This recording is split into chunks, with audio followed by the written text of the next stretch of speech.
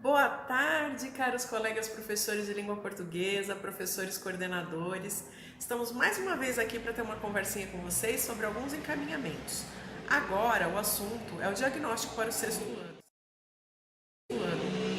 Nós sempre nos preocupamos, com aquela questão de que alguns alunos chegam para nós sem estarem ainda plenamente alfabéticos, sem a consciência sobre o sistema de escrita.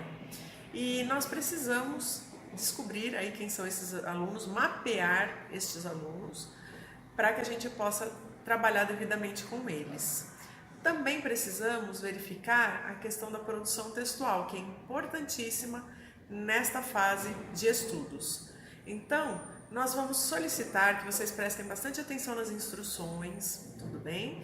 Para que possamos, entre 18 e 28 de fevereiro, é a nossa sugestão, realizar uma sequência didática que vai culminar na resposta que nós necessitamos. Aí, quem são os nossos alunos que não conseguem ainda produzir textos e quem são aqueles que ainda não compreendem o sistema de escrita.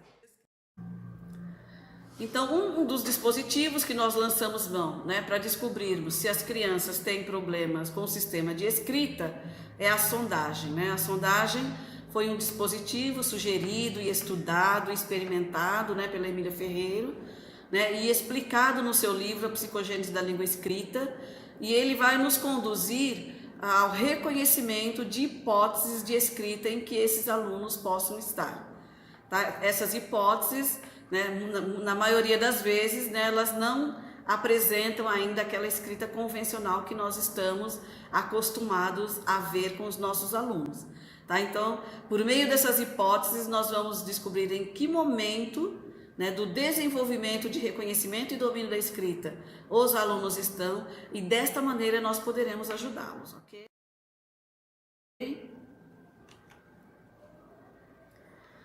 É importante que esse diagnóstico seja feito periodicamente. Por quê? Porque ele vai nortear os nossos trabalhos e as nossas ações em sala de aula. Nós não podemos perder de vista este aluno que tem problemas com a aquisição da escrita. Nós não podemos perder de vista e deixar de lado, nós não podemos desistir desses meninos que chegaram até nós com problemas sérios com o sistema de escrita ou que ainda não adquiriram o domínio do sistema de escrita. É por isso que nós vamos passar uma série de orientações, não só nesse vídeo, mas também em outras ocasiões, para que vocês estejam realmente aptos a ajudar essas crianças e a criar atividades que ajudem essas crianças a avançarem cada dia e acompanharem o sexto ano que eles estão neste momento, ok? Nós vamos primeiro trabalhar com eles uma sequência em que a etapa inicial é a questão da produção textual, tá? Então vamos fazer com eles, numa primeira etapa, uma roda de conversa, passar para eles essa informação de que nós vamos trabalhar com eles para verificar, para conhecer melhor a escrita deles. Não precisa classificar, separar, as crianças não precisam saber dessa questão, da classificação, de que eles estão sendo analisados dessa forma. Apenas uma roda de conversa e dizer, olha, vai ser muito importante que vocês se dediquem a essa sequência de atividades para que a gente conheça melhor a escrita de vocês.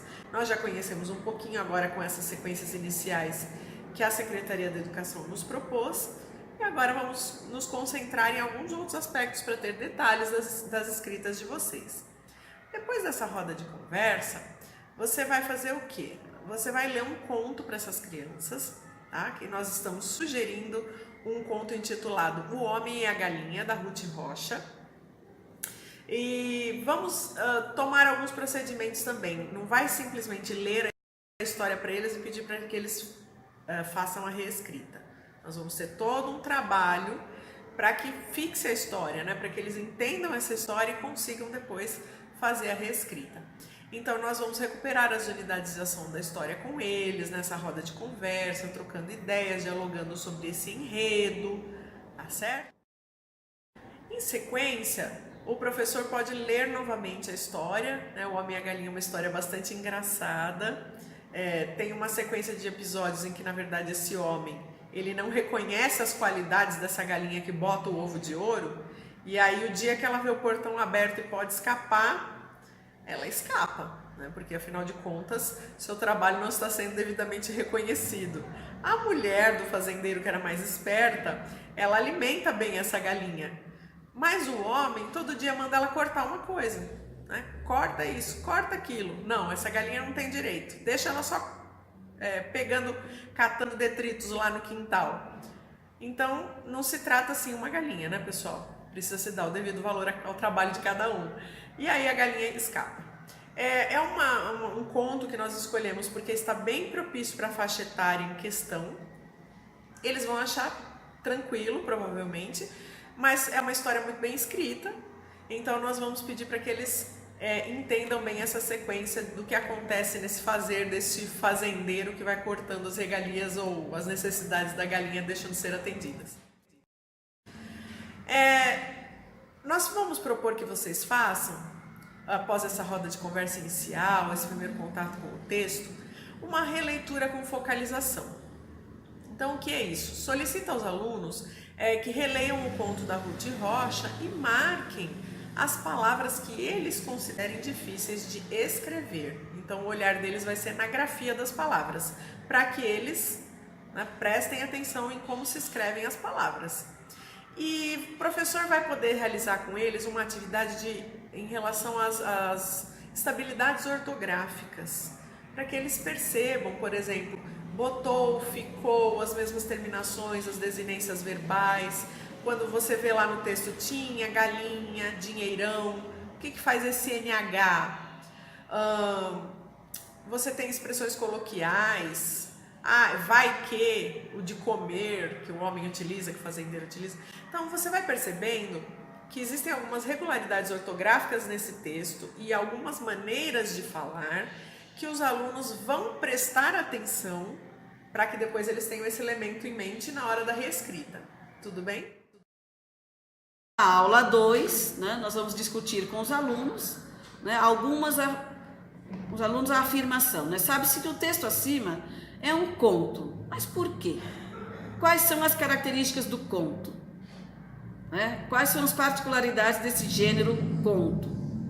Depois de consolidar o conhecimento sobre o gênero, então é bom discutir com os alunos a proposta da Ruth Rocha. Por que podemos afirmar, né, que trata de um intertexto? Nós vamos perceber que o texto da Ruth Rocha, ele está recheado de intertextualidade. Então, se nós formos fazer uma análise, nós vamos descobrir que lá nos primórdios existiu a fábula do Esopo, a galinha dos ovos de ouro, e depois dessa, muitos outros textos com a mesma temática, de uma galinha que bota ovos de ouro. Nós vamos perceber no decorrer da literatura universal, tá? Muitos textos com esta mesma temática, tá? E principalmente nós vamos perceber na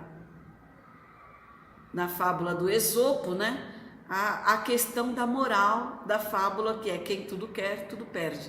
Nós vamos ver que no texto da Ruth Rocha, nós vamos descobrir também esta questão, tá? Retome mais uma vez o conto e questione qual seria o tema. Qual seria o tema central do conto da Ruth Rocha? Então é bom que se discuta com os meninos, deixa eles falarem. Estimule eles falarem à vontade. Vai anotando na lousa as suas sugestões. Depois nós vamos chegar num consenso. Para uma terceira aula, nós sugerimos que vocês façam com eles uma atividade de localização. Alguns questionamentos, algumas perguntas nós vamos mandar no material, vamos oferecer para vocês. Esse material ele vai no vídeo, vocês estão assistindo, e também numa circular. Está escrito lá, tem apenas 2 questões de localização de informações no texto e tem uma sugestão de questão de localização, de inferência, de questão relativa à inferência para a compreensão desse texto. Se vocês quiserem, professores, vocês podem acrescentar outras questões também para melhorar o desenvolvimento da compreensão do texto pelos seus alunos. Na quarta aula, numa roda de conversa, nós vamos retomar as unidades de ação da narrativa e neste momento nós vamos explorar a questão do tempo, a causa e a consequência. Então nós vamos ver que a narrativa da Ruth Rocha ela é construída com esses índices, né? Então, conforme vai passando o tempo, né, os personagens vão criando situações de causa que vão acarretar algumas consequências, tá? Numa quinta aula, você pode agrupar estas crianças, esses alunos, e pedir que eles, né, a partir do levantamento que eles fizeram, dos elementos de tempo, de lugar, apontar referências contidas até mesmo nas desinências verbais, não só nos termos que indicam tempo e espaço no texto, mas também nas desinências verbais. Pode-se trabalhar um pouquinho com os alunos, eles já observaram os verbos também naquela primeira atividade de olhar a questão ortográfica, nas regularidades ortográficas. Agora eles podem olhar sobre um outro prisma, o que significam essas regularidades em termos de demonstrar a questão temporal no texto. Na aula 6, né, nós vamos oferecer um exercício, né, que vai ser um exercício bastante interessante, principalmente para aqueles alunos que ainda apresentam alguns problemas de segmentação de palavras, tá? Então, nós vamos perceber aí que todo esse trecho que nós oferecemos a vocês, ele está escrito em caixa alta e ele não tem espaços entre as palavras. É importante que oferecer para os alunos em duplas esse texto, tá? Para que eles organizem primeiramente a questão dos espaços e depois eles organizem a pontuação deste texto, tá? Feita essa questão, né? Eles segmentando adequadamente as palavras e pontuando adequadamente o texto, é importante que eles reescrevam o texto já com esses sinais de pontuação, né, com a questão da marcação da letra maiúscula no início do parágrafo. Tudo isso é bastante importante. Depois disso nós vamos comparar com o texto original da Ruth Rocha e ver em que ponto ainda os alunos ainda precisam melhorar, em que ponto eles ainda precisam de intervenções. Depois, num próximo momento, tá? Vocês vão usar mais 2 aulas para propor de fato a reescrita. Então chegou a hora, já estudamos esse texto, fizemos toda uma sequência de compreensão desse texto com eles, sobre vários aspectos, né, o eixo linguístico e etc. Agora eles vão escrever. Nesse momento você vai propor simplesmente que eles façam a reescrita da história, vão sentar e escrever a historinha, cada uma sua, no seu papel, porque agora é a hora que a gente vai ver quem realmente conseguiu escrever, produzir o texto. Escreveu o texto, recolhe, né? Eles não podem estar consultando nenhum material, porque existe às vezes um equívoco, o texto fica à disposição deles, às vezes está colado no caderno, de alguma maneira a criança tem acesso a esse texto naquele momento e aí vira cópia. Então a gente precisa tomar cuidado com isso. Nesse momento de reescrita, nada de texto em mãos. Cabecinha, a história já está toda lá porque foi mais do que discutida, vai escrever. Você, professor, vai então, por favor, selecionar esses alunos quando receber os textos em mãos, observando quais conseguiram produzir, quais não deram conta da produção. Não deu conta da produção, vai observar bem. Foi questão de tempo, às vezes a criança tem um tempo, necessita um pouco mais de tempo, e aí você pode observar que o trecho que ela escreveu até que está bem escrito, né? Mas não deu conta, e aí eu não preciso classificá-lo como não alfabético. Mas o texto está muito complicado, deu conta de um trechinho pequeno, não recuperou as unidades de ação. Eu quase não consigo entender o que está escrito. A escrita da criança não está se mostrando convencional. Aí vamos para a segunda parte da nossa estratégia, tudo bem? A segunda parte é a sondagem de fato. Então eu tinha na minha turma de 6º ano A apenas o João e a Cristina se mostraram provavelmente não estão alfabéticos pela produção que eles não deram conta.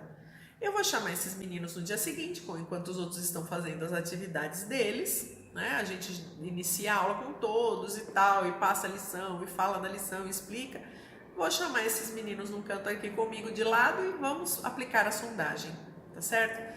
Vamos relembrar um pouquinho a questão da sondagem. O que é a sondagem? Eu já comentei lá no início, que é o momento em que você vai detectar em que hipótese a criança se encontra em relação ao sistema de escrita, o que ela pensa sobre o sistema de escrita. Então tem algumas etapas. Para ficar mais simples da gente organizar, né, dizer que essa criança está em hipótese X ou Y, precisa ser seguido um procedimento à risca. Senão a gente até percebe que essa criança não está alfabética ou que ela está, mas a gente não descobre a hipótese, se não for seguido o procedimento adequado, certo? Então, vamos lá. Solicitamos que seja rigorosamente seguido o processo da sondagem, por favor, tá?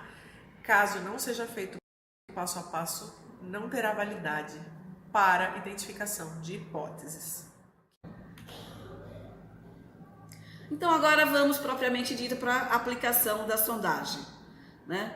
Então as investigações sobre a psicogênese da língua escrita permitem ao professor atuar, né, como mediador no processo de ensino-aprendizagem e fornece pistas para o aprendiz se tornar alfabético, ok? Então, dentro desse processo, a sondagem, né, que é um diagnóstico, permite ao educador reconhecer as hipóteses das crianças envolvidas neste processo, tá? Então, para realizar uma sondagem, nós geralmente lançamos mão de 4 palavras, né, dentro de um campo semântico, ok? E nós vamos começar o ditado para esses alunos pela palavra polissílaba, né? Então, nós ditamos a polissílaba, a trissílaba, a dissílaba e a monossílaba, tá? Muito calmamente, né? Com muita propriedade, né? É importante que o aluno escute com clareza aquilo que você está ditando, e depois de ditadas as 4 palavras, nós vamos ditar uma frase que contenha uma das palavras que foram ditadas na lista acima, ok, professor? Certo? Então tem aí na tela para vocês observarem as sugestões. Nós sempre sugerimos palavras de um mesmo campo semântico, para que a gente possa ter uma espécie de enredo, ainda que a sondagem seja feita com palavras, porque esse menino não se mostrou produtor de texto, mas eu vou fazer com um certo enredo. O que vai garantir o enredo é o campo semântico. Então, pela idade das crianças, nós temos aí uma lista de carro, uma lista de balé, que pode ser usado com as meninas, né, ou com os meninos que dançam balé, uma lista de informática para aqueles fissurados em informática, que acho que quase todos são. A criança pode escolher, ou você mesmo pode escolher uma dessas 3 listas, e aí vai fazer o ditado. O ditado sempre tem essa ordem.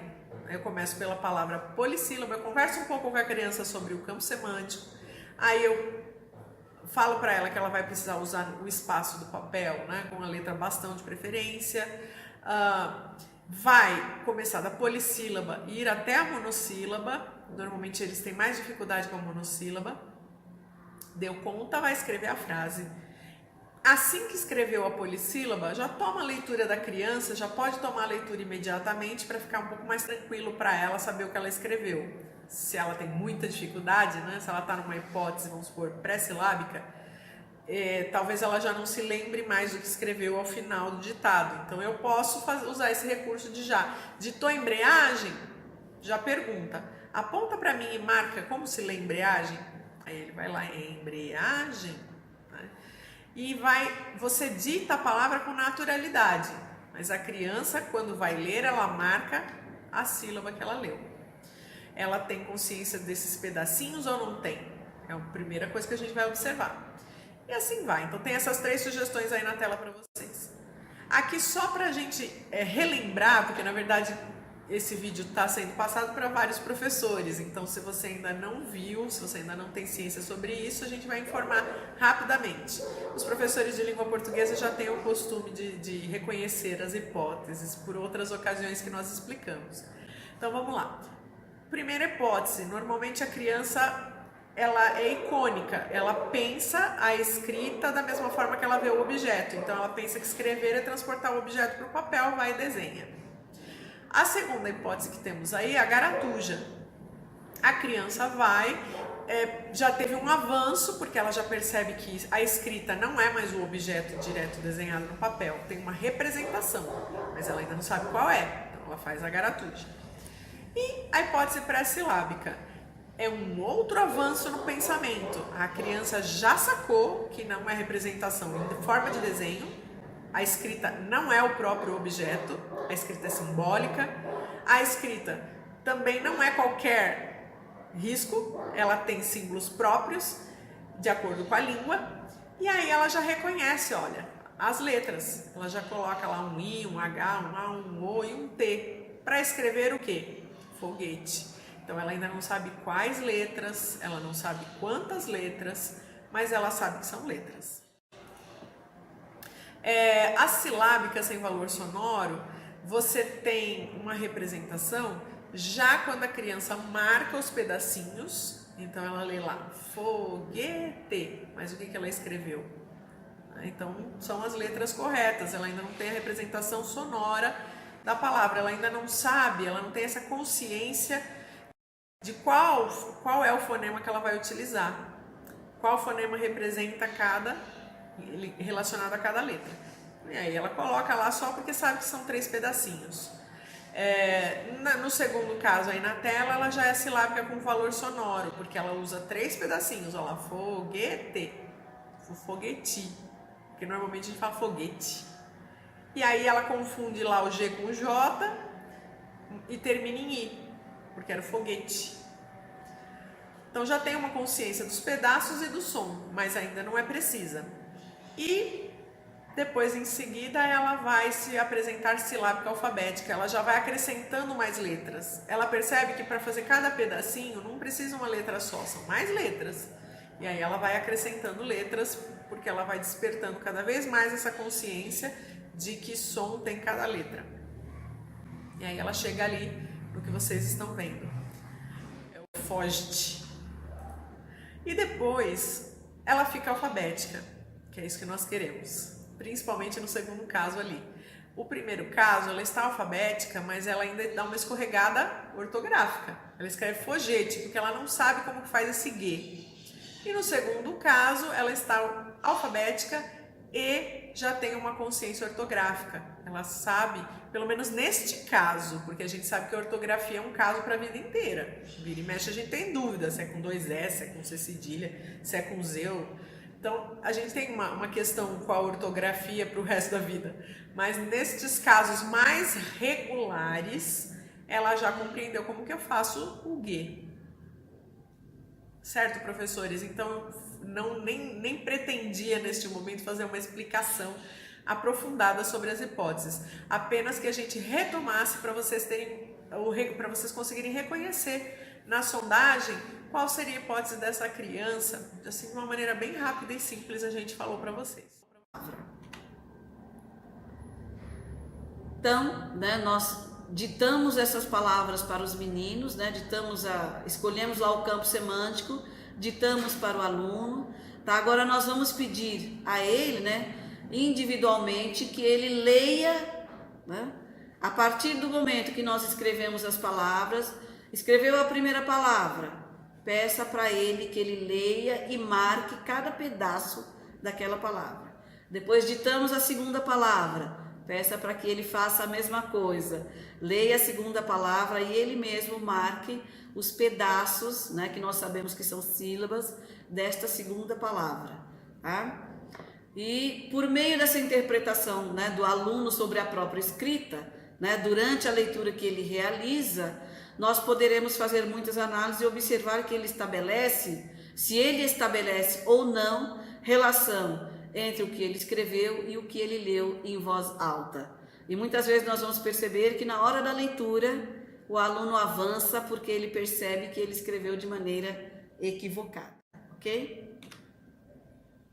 É importante, o professor anotar todos os passos desta sondagem, É importante que ele observe, que ele faça mesmo um relatório analítico sobre a conduta do aluno durante esse procedimento, tá? Por exemplo, se o aluno escreveu LGA, para o ditado, da palavra volante e associou cada uma das sílabas dessa palavra a uma das letras, então é importante registrar, abaixo a relação de cada letra com uma sílaba, Por quê? Porque há 2 maneiras de se fazer esse registro. né, usando a marcação com sinais que indiquem quais as associações foram feitas pelo aluno. É importante que o professor anote tudo isso e registre tudo isso de maneira bastante adequada. E quando for enviar para nós lá no núcleo pedagógico, professor, é importante que você escreva do lado da sondagem do aluno as palavras que você ditou, tá? Porque muitas vezes o aluno vai escrever tão ilegivelmente que nós não conseguimos distinguir, né, ou discernir qual dos campos semânticos você escolheu para fazer o ditado para ele, tá certo? Nós temos aí um exemplo, né, ó, volante, ou ainda, se o aluno escreve LGA, né, ele pode fazer as anotações, os risquinhos abaixo de cada pedaço que ele considera sílaba, né, no caso, se ele for um aluno silábico, se ele for um aluno que está na hipótese, né, silábica sem valor sonoro, ele vai escrever desta maneira, tá? Que ele quantifica, mas ainda não qualifica, tá? É possível que o aluno utilize muitas e variadas letras, sem que o critério de escolha desses caracteres, né, tenha alguma relação com a palavra falada. Nesse caso, se ele ler sem se deter em cada uma das letras, é necessário anotar o sentido que ele usou, né, se ele fez uma leitura global daquilo que ele escreveu. Chegando ao final agora das instruções, nós vamos então pensar que realizando o diagnóstico, o PC, né, o professor coordenador, nosso parceiro contínuo de jornada, precisa encaminhar para nós, para a Valéria e a Rosimeire França, lá do Núcleo Pedagógico, entre 7 e 11 de março, a questão dessas sondagens e dessas produções textuais. Então, que produções textuais vocês vão mandar? Todos os sextos anos? Não. Só as produções textuais que vocês perceberam que na verdade são um rudimento, que as crianças não deram conta. E as sondagens dos alunos que, por suposição, não estariam alfabéticos. Nós já sabemos, né, já temos pelo mapeamento dos anos iniciais, lá no núcleo pedagógico, pelo que fomos informadas, que temos sim várias crianças entre nós, nos nossos sextos anos, que ainda não estão alfabéticas. Então nós precisamos encontrar essas crianças e também outras advindas da prefeitura, advindas de outros estados ou de outras situações, para que a gente possa organizar cada vez melhor essa intervenção com essas crianças para que elas continuem avançando. Lembrando que o sexto ano faz parte do ciclo intermediário e carece ainda de aperfeiçoamento da leitura e escrita, né? Fechar esse ciclo de tornar os nossos alunos leitores e escritores proficientes, que não há nada mais importante que a escola possa oferecer a eles. Por favor, neste documento, professores coordenadores, coloquem o nome completo do aluno, o ano, a turma, a idade dessas crianças e observações como, por exemplo, se são crianças da educação especial, que possuam alguma deficiência, mas vocês não precisam mandar nenhum tipo de documento anexado, por favor, não carece, não mandem, apenas essa informação na própria tabela que vai no ofício. Data limite, lembrando, 11/3/2019. Nós agradecemos imensamente pela parceria que vocês têm feito, nós estamos conseguindo resultados, nós estamos avançando, estamos muito felizes com todos vocês e com esse trabalho que nós estamos fazendo cada vez de uma maneira um pouco mais conjunta, estreitando esses laços, aparando arestas, porque todos têm falhas daí, daqui e assim vai, mas a cada ano que começa se renova a esperança de que a gente vai fazer um trabalho melhor com esses alunos e com todos os outros. Muito gratas, um grande abraço e bom trabalho!